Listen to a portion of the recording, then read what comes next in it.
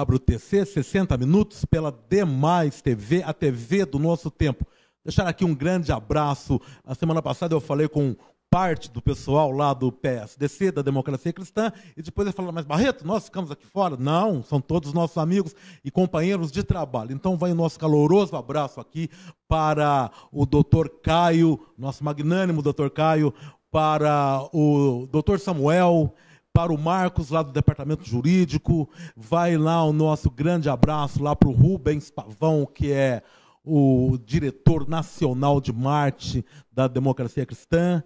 E para a dona Neuda, lá para, enfim, a todos que fazem a parte de segurança lá do PSDC, e para a WV Todos, que é uma empresa que presta serviço lá. Nosso caloroso abraço, e em especial para o deputado federal constituinte José Maria Imael, nosso grande amigo, grande liderança, que em breve, tenho certeza, estará aqui conosco, trazendo um pouco do trabalho e da perspectiva do futuro que os democratas cristãos têm aqui para o nosso país. E vamos conversar agora aqui com a nossa amiga jornalista, Priscila Siqueira, que vem lá das paragens lá do litoral norte, grande São Sebastião, aquela terra linda, maravilhosa, terra lá dos meus maiores, toda a família da minha mulher lá, né, os avós e meus filhos são todos lá de Caraguatatuba, contigo ali a São Sebastião. Priscila, que tem uma luta incansável pela cultura caiçara e que mais é uma ativista pelos direitos das mulheres, pelo meio ambiente e contra totalmente, uma luta muito grande contra o tráfico e prostituição de meninas, que é uma chaga aberta na nossa sociedade. Priscila vai bater um papo aqui conosco. Priscila, muito bom dia. Bom dia, minha amiga. Uma alegria muito grande estar aqui com vocês. E a possibilidade da gente divulgar o que muita gente acha que é uma lenda urbana, né? Porque você não pode acreditar, é difícil de entender, que em pleno século XXI você tenha um supermercado de pessoas humanas, né? Você venda gente vendendo gente, né? Você diz assim, não, mas isso acabou no século XIX com a escravidão negra. Não. A Organização das Nações Unidas afirma que nunca houve tanto escravo no mundo, na história da humanidade, como há agora, né? E num comércio extremamente lucrativo. Então, na possibilidade de a gente falar sobre isso, inclusive porque não há nação inocente, é ainda a ONU que diz isso, ou você compra ou você vende, é um crime que atinge a nós, brasileiros. Priscila Siqueira, que é escritora, escreveu aqui vários livros, entre eles aqui nós temos O Tráfico de Pessoas, um livro sensacional aqui, está aqui conosco. Da Ideias e Letras. Vamos mostrar aqui, da editora Ideias e Letras. Legal aí? Então, Tráfico de Pessoas, Priscila Siqueira, interessante, que é um alerta muito grande, combate a essa situação, que é uma situação hedionda, que é de tráfico de pessoas para prostituição, enfim, e A Outra Face de Eva. Esse é o último trabalho, Priscila? Meu último trabalho.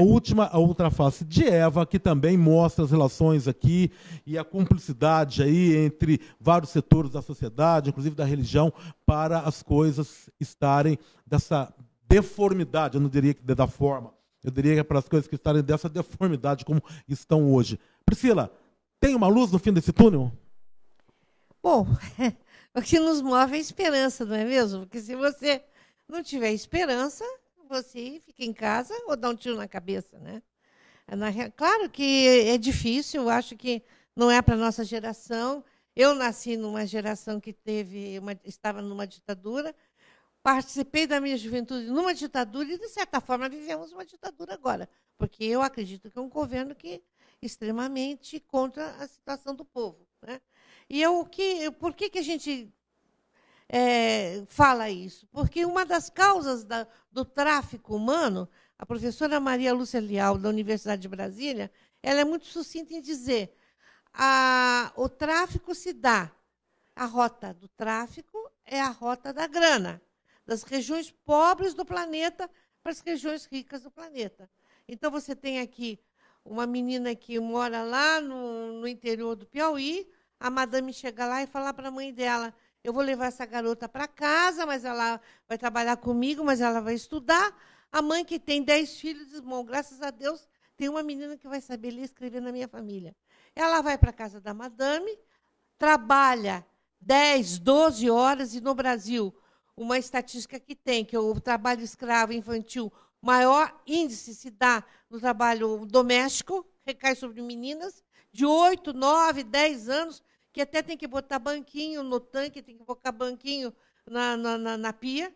Quando ela é adolescente, ela é estuprada pelo toda a família, inclusive o marido, engravida. A madame diz assim, nossa, fiz tudo para essa garota, e olha aí, bota ela na rua. Quem a recebe na rua? A prostituição. Se ela é bonitinha, ela vem para o Sul Maravilha. Se ela for bem bonitinha, ela vai ser exportada para a Europa, né? Principalmente Espanha e Portugal, que são os 2 mercados que absorvem muito as mulheres brasileiras. Quer dizer, uma das causas da questão da prostituição e a questão do tráfico humano é a pobreza, a miséria, a falta de oportunidade. E aí, um índice muito grande, 71% de todas as modalidades de tráfico recaem sobre o gênero feminino. Então, há uma questão, por isso, esse meu segundo livro, que eu falo em consequência do tráfico, a questão da mulher e a violência contra a mulher. Agora, há uma causa cultural também. Eu sempre digo o seguinte, se ninguém fumasse, não precisava ter fábrica de cigarro. Tem fábrica de cigarro porque tem fumante. Se tem demanda, é porque tem a oferta. Qual é a cultura nossa que faz com que um homem, um macho, se sinta no direito de usar uma mulher vulnerável ou uma criança? Tem uma pesquisa feita internacionalmente que mostra que 98% dos demandadores de sexo com crianças e mulheres vulneráveis são do gênero masculino. E aí não tem diferença entre pobre, rico, negro, branco, japonês. É assim. O cara nasceu macho, nasceu do gênero masculino, ele se sente no direito de usar uma mulher vulnerável, de usar. Não é um sexo consensual, é uma exploração, realmente, de uma criança que está vulnerável. Olha, eu estava tendo uns dados, inclusive esse dia eu estava me pesquisando um pouco sobre esse assunto, que é um assunto que nós, mesmo a mídia, eu acho que a mídia ela se torna um pouco omissa nessa situação toda, e a gente, quando a gente se debruça sobre, a gente vê e fica meio estarrecido. Nós temos situações, por exemplo, das meninas índias, lá na região do Amazonas, a virgindade ela é comercializada. Nossa, né? E eu acho absurdo. Você acha que a imprensa poderia estar mais presente nessa? Claro, eu acho que o papel da imprensa é um papel de denúncia, não é? Por que nós somos jornalistas? Não, se você quisesse ganhar muito dinheiro, você não ia fazer a faculdade de jornalismo, não é mesmo, governo? Você sabe disso. Mas aí também tem os meios de comunicação, né? O jornalista está atrelado, ele é um empregado do meio de comunicação. Por isso que a gente tem que aproveitar os espaços, porque não é somente a questão da... Você sabe que o tráfico de pessoas rende, né? Hoje em dia ele é considerado o segundo maior lucro de uma atividade ilegal. Ganha arma é o concurso, né? Se você prestar atenção, os Estados Unidos, toda geração tem uma guerra, porque a indústria armamentista norte-americana é muito forte. Agora aí está o Trump, que mostra bem o que eu estou falando. O segundo era a droga, mas hoje o tráfico de pessoas passou a droga. Por quê? Porque a droga tem materialidade. Se você pega um cara com tanto de cocaína, um tanto de maconha, um tanto de êxtase, que seja, se é X, ele é consumidor, se não é X, ele é vendedor. Então, a legislação é mais dura. Ao passo que o tráfico humano pegou de calça curta a legislação mundial. Não tem uma legislação clara sobre tráfico. Há uma impunidade, né? Porque como é que se ia pensar que existia escravidão no século XXI? Né? Segundo, a pessoa que foi vendida ou que foi traficada, ela também tem medo, porque são gangues extremamente... Hoje nós temos, pelo menos, algumas modalidades de tráfico. Por exemplo, trabalho escravo, né? Tem uma ONG aqui em São Paulo, que tem atuação internacional, inclusive, excelente, que é Repórter Brasil, do jornalista o Sakamoto, Leonardo Sakamoto, que acho interessante que você trouxesse ele para cá, porque ele mostra, assim, o caminho econômico do trabalho escravo. Né? Por exemplo, por que você compra uma roupa tão baratinha aqui, no Bom Retiro ou no Brás? Porque nós temos uma quantidade imensa de fabriquetas, né? Principalmente com bolivianos, peruanos, paraguaios. Né?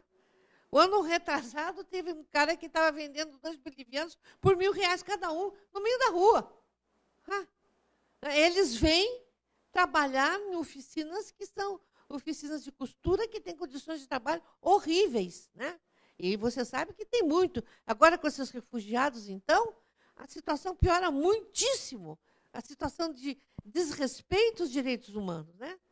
Então, você tem o trabalho escravo, o trabalho rural. O Sakamoto diz o seguinte, quando você come um bife, você está ajudando a devastação da Pantanal, a devastação da Amazônia e o trabalho escravo. Porque o agronegócio é feito em cima desses 3 pontos. E você veja bem, há muito tempo existe um projeto de lei na Câmara, no Congresso, que onde exista trabalho escravo numa fazenda, vá diretamente para a reforma agrária. Não passa, não chega, nem vai votar, porque a bancada do agronegócio não permite. Quer dizer, está aqui na nossa cara, só que é difícil de ver. Né? Assim como a gente sabe que o agronegócio é um grande devedor da Previdência também. Né? Por outro lado, nós temos o trabalho, veja bem que coisa incrível, isso parece um conto de Kafka. O Brasil é considerado o 5º hot point no mundo de tráfico de tecidos e órgãos. Veja bem, meu irmão. Ganha primeiro a China, porque tem aquelas execuções em massa. Depois a Índia. Depois você tem a Filipinas. Depois você tem a Colômbia e depois você tem o Brasil. O cara vem aqui, inclusive já teve um caso de apreensão e prenderam, foi o único caso, primeiro caso no Brasil em que prenderam realmente uma gangue israelita que funcionava em Pernambuco, né, que tirava rins de meninos, comprava rins de garotos de 18 a 23 anos, ia para a África do Sul, pagava para eles 6, 8 mil reais, desculpe, e vendia por 70, 80 mil dólares. Né? E claro que o hospital, a clínica que faz isso, não pode ser um hospital assim de esquina. Tem que ser com alto nível de esterilização. Senão, quem que vai comprar? Estava dando tanto lucro que eles já estavam pensando em trazer aqui para o Brasil um hospital aqui no Brasil que fizesse isso. Uma das pessoas que quis vender o rim e não compraram denunciou na polícia, não sabia que vender rim é crime. Você pode doar, mas você não pode vender. E foi aí que desbarataram. Tem até um livro de um jornalista lá do Pernambuco que mostra Rim por Rim, que é o nome do livro dele. Ludmir Bastos, o nome do garoto. Então, tráfico para órgãos e tecidos. Você tem o tráfico para mendicância, criança que quer tirar. Se você vê aquele filme Quem Quer Ser o Milionário da Índia, é um exemplo. Nós temos no Brasil, o Brasil com a Colômbia, são considerados os maiores exportadores de mulheres e meninas, jovens mulheres, meninas e crianças, adolescentes, para exploração sexual, dos países ricos da Europa, Emirados Árabes, Estados Unidos e Japão. Estarrecedor. A gente não tem noção, quando a gente começa a falar, uma pessoa como você que tem os dados, é estarrecedor. Nós voltamos daqui a pouco. WTC, 60 minutos.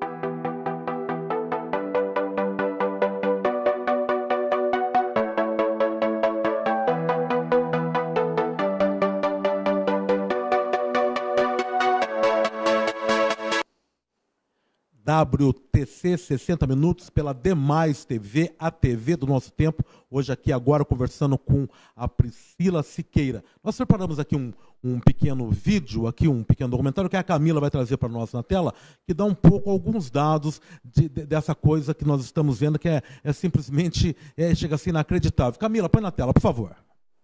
O tráfico de mulheres, crianças e adolescentes sexuais é uma modalidade hedionda da exploração sexual comercial que, juntamente com o turismo sexual e a pornografia na internet, está inserido no contexto social, econômico, cultural e político do Brasil e do mundo. Essa prática precisa ter fim, pois além do sofrimento e da crueldade para com essas crianças, perde-se parte do futuro para esses criminosos que vilipendiam e agridem a esses menores indefesos, e isso já há muito tempo. Para se ter uma ideia, segundo dados da Unicef, 228 meninos, com especial prevalência para as meninas, são explorados sexualmente em países da América Latina e do Caribe. Só no Brasil foram registrados 5 casos por dia entre os anos de 2003 e 2008. E essa realidade persiste. É chegado o momento de se dar um basta a esta situação. Vamos dizer não à exploração sexual de nossas crianças. Priscila Siqueira. A cada hora, 228 meninos e principalmente meninas exploradas sexualmente em países da América Latina, segundo os dados aqui de uma organização ligada à ONU. Você me dizia ainda há pouco que isso não ocorre apenas com essas crianças, que existe também um paralelo de crime aí, que você de repente está em algum país, em algum lugar, de repente você me falava até da esposa de uma pessoa que estava no Marrocos e que olhou para o lado, cadê a esposa, já foi. Então, na verdade, essa insegurança ela é generalizada. Como é que se dá isso, Priscila? Claro, veja bem, hoje em dia você tem tantos filmes, né? Além de filmes de denúncias, como Meninos Anjos do Sol, por exemplo, que é um filme que mostra uma realidade muito triste no Brasil, que é o tráfico interno. Nós temos um tráfico interno no Brasil que recai principalmente em cima de crianças, né? As grandes obras que o governo faz, traz assim muita menina, tem prostituta de 8, 9, 10, quer dizer, criança prostituída, não é prostituta, mas uma explorada sexualmente jovem, criancinha, muitas nem menstruaram ainda, né? Agora, é um fenômeno mundial, realmente, um fenômeno mundial.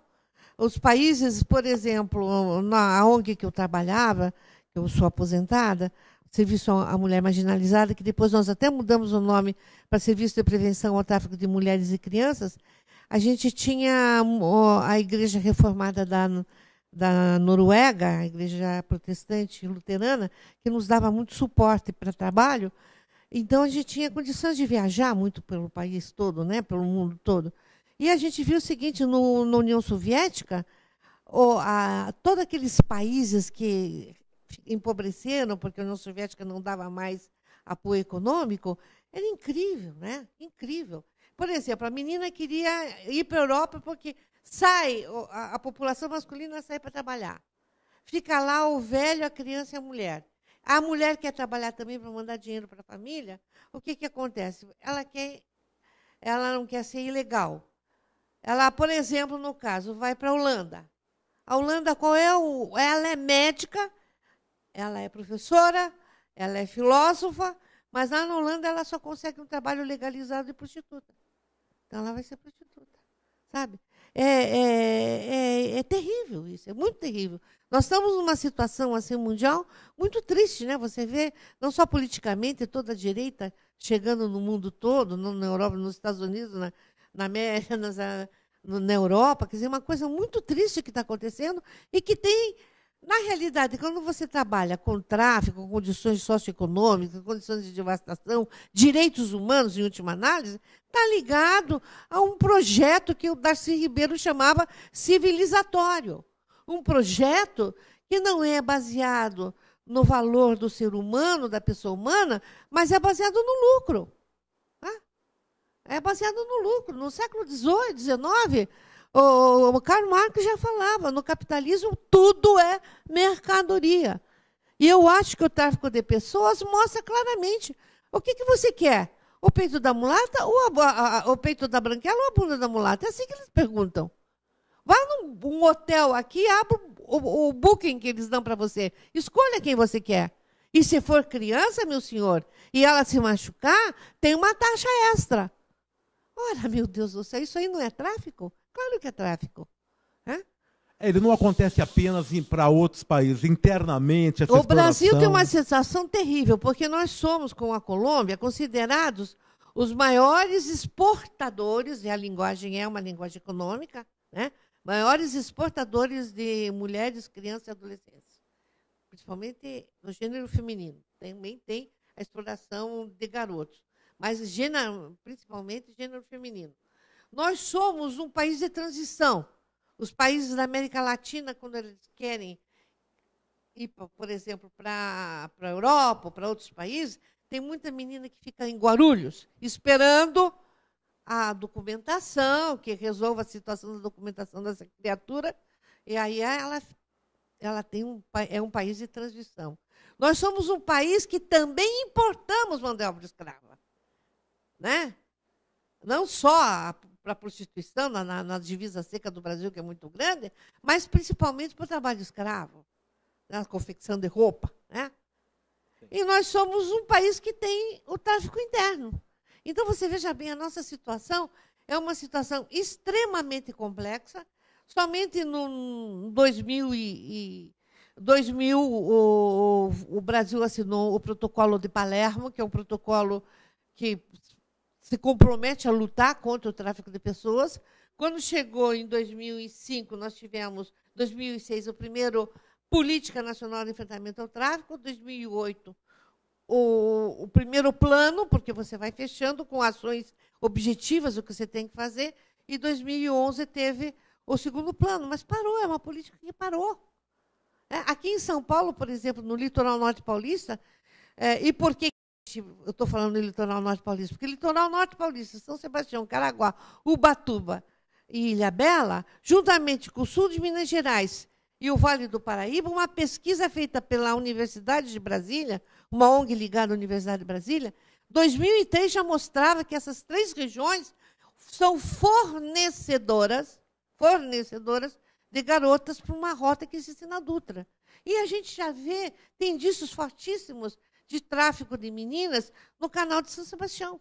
E, no entanto, o Conselho Interinstitucional, o Comitê Interinstitucional de Enfrentamento ao Tráfico, que trabalhava no litoral, está parado.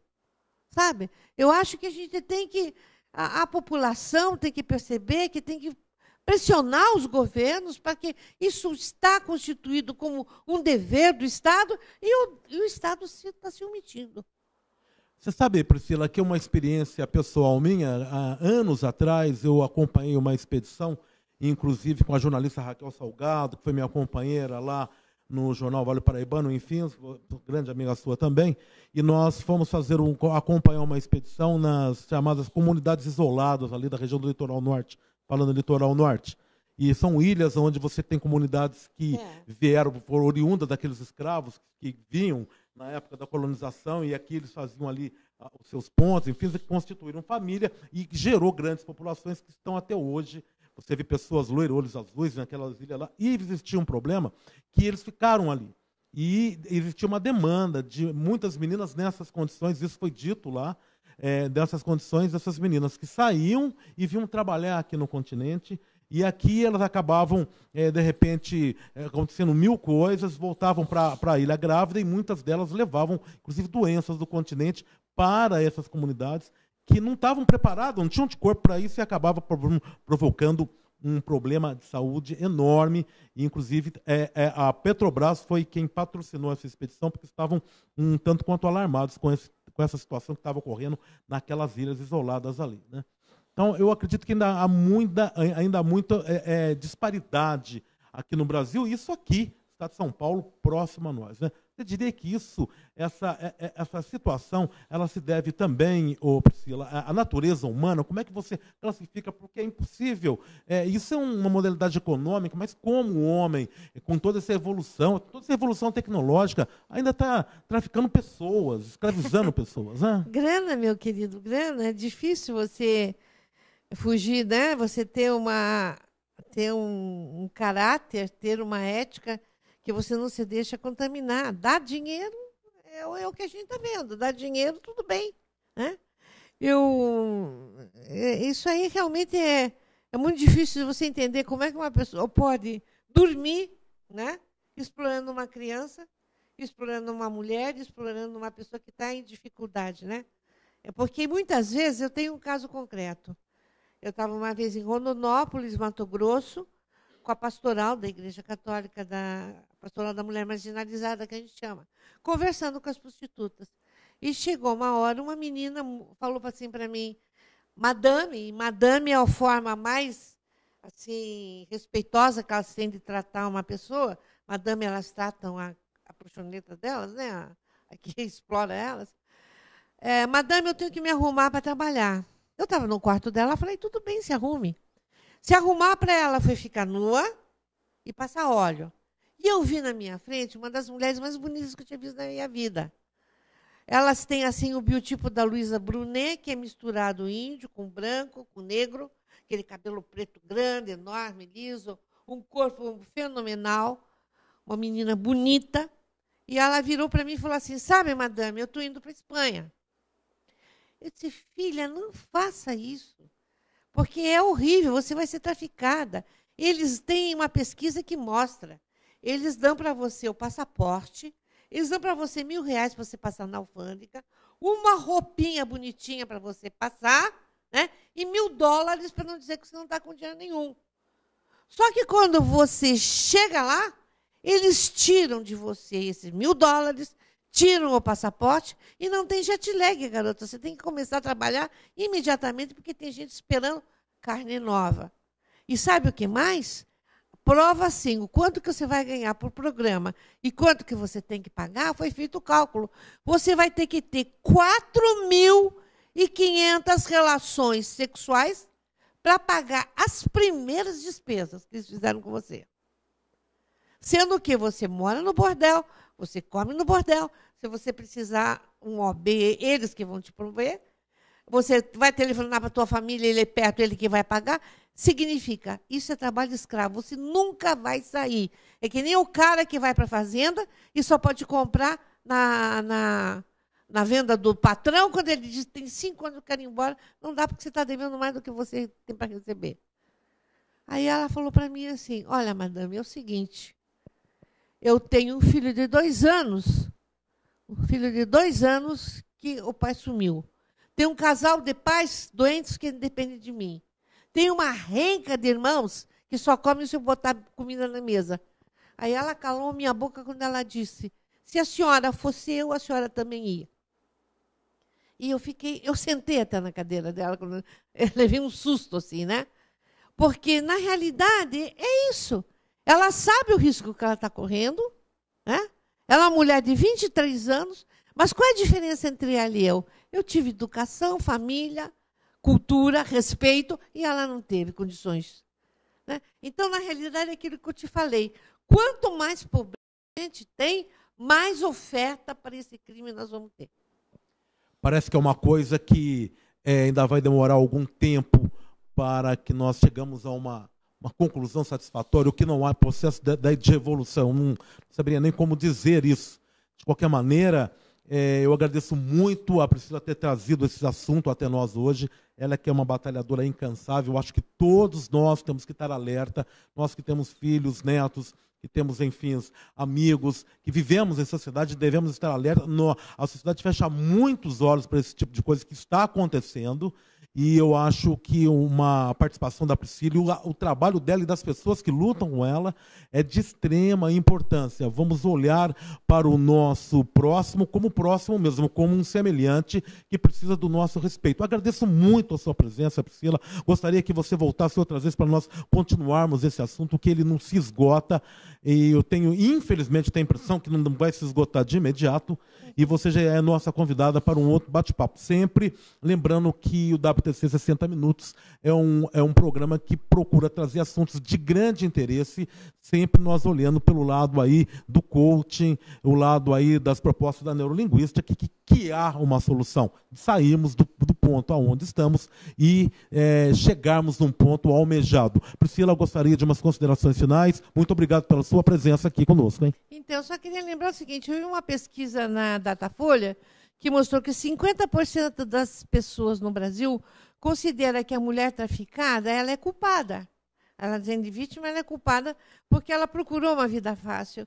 Eu acho que, nesse momento, a reflexão que eu quero fazer com quem nos está vendo, quem nos está ouvindo, é pensar o porquê dessa garota estar nessa situação, como eu contei o caso da menina de Rondonópolis, por que ela teve que fazer essa opção?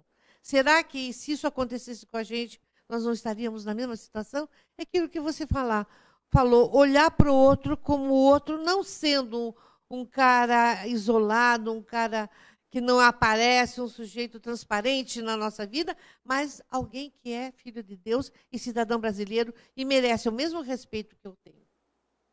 Muito obrigado, Priscila, pela sua presença, pela sua luta, por você estar entre nós. Gostaria de chamar a atenção de vocês para o nosso próximo programa de terça-feira que vem, que nós vamos falar sobre outro tema muito instigante, que é mobilidade urbana, inclusive na modalidade sobre trilhos. Vai estar aqui o pessoal da revista sobre trilhos, que vai conversar conosco sobre questão de mobilidade. Obrigado a você que nos assistiu e não deixe de estar conosco todas as terças, às 10 da manhã, para nós interagirmos através da WTC 60 Minutos, uma produção da World Trade Coach, WTC 60 Minutos, na Demais TV, a TV do nosso tempo. Obrigado pela sua audiência. Um grande abraço, fiquem com Deus.